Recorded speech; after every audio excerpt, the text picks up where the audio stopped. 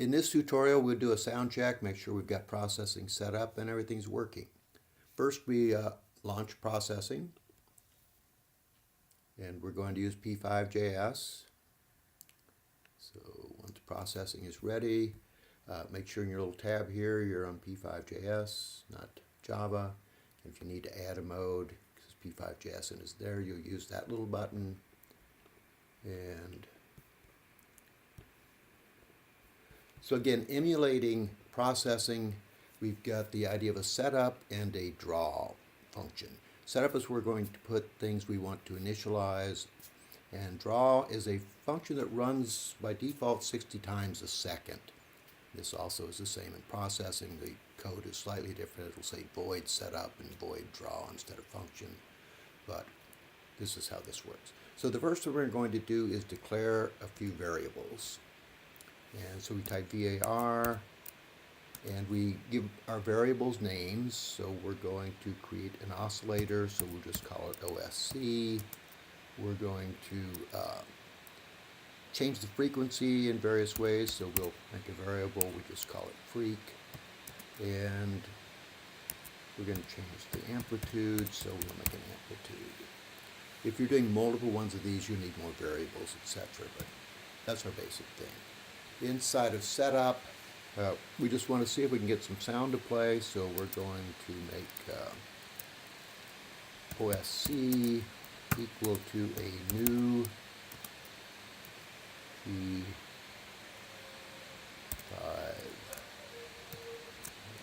dot oscillator, and that's a function that creates an oscillator. We've assigned it to a variable. The new keyword just tells us we're making a new one.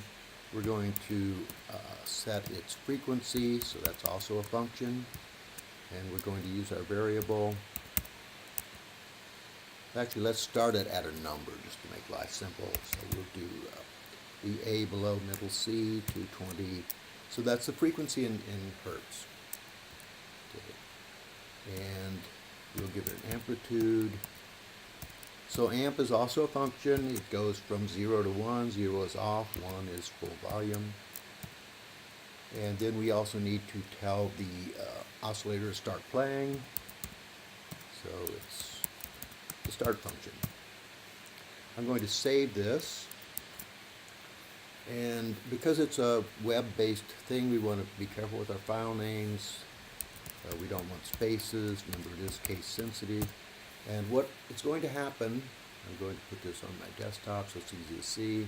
When I save it, it's going to create a folder, not a file, but a folder called soundCheck, which shows up on my desktop over here. If I look inside of that, I can see that it has created libraries. It's got my P5 in it. It's got a soundcheck.js file, and it's got a index or an index HTML file.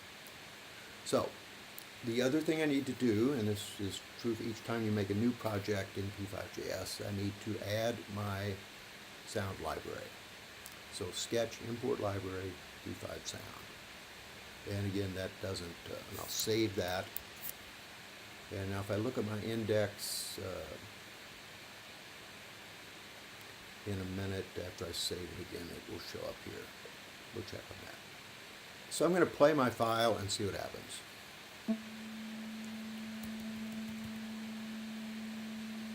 I don't know if you can hear that, so I will go back in and let's make it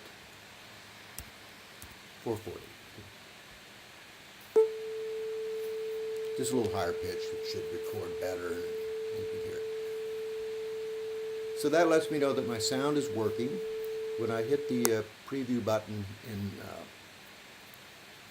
processing environment, it launches whatever my default browser is. So if it's Chrome or Firefox, or I happen to have Safari on, but that lets me know that my sound is working. So let's try one more thing, and that is I'm going to create a visual element for our file. So we're going to create a canvas. So the function for that is create canvas, all one word, but capital C on canvas, and I give it some dimensions. I'll make it 500 by Those are pixels, so it's going to be a rectangle, square. And save that. And then let's go into our draw function. Again, the draw function runs continuously, and it by default is 60 times a second. I'll tab that over just to make it look nice. The tabs and spacing are not critical, just like all JavaScript stuff. It's mostly to make it look good for us.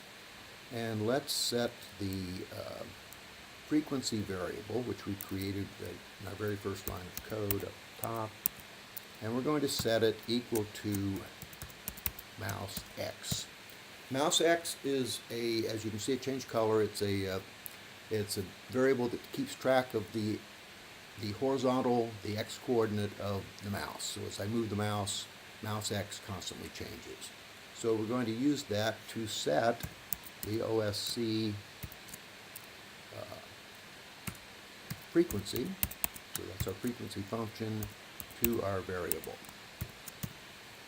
And save that. And we'll test that.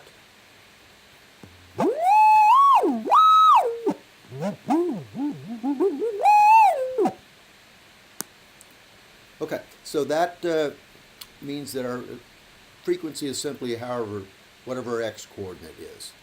And our canvas is 500 by 500, so it changes as I move the mouse around. Two things to notice. One is we declared these variables outside of the setup function. Had we declared them inside the setup function, they would not have any meaning in the draw function, so that's why we declared them out here, even though we've set some of the values in here. And here in the draw function, which runs continuously, we've changed that. If I put this in up here, it would simply do it one time when the thing first ran and wouldn't constantly update. So that lets me know that my basic setup is working. I've got an oscillator that works, and I've got information being passed through the sound loop. And that's what we want.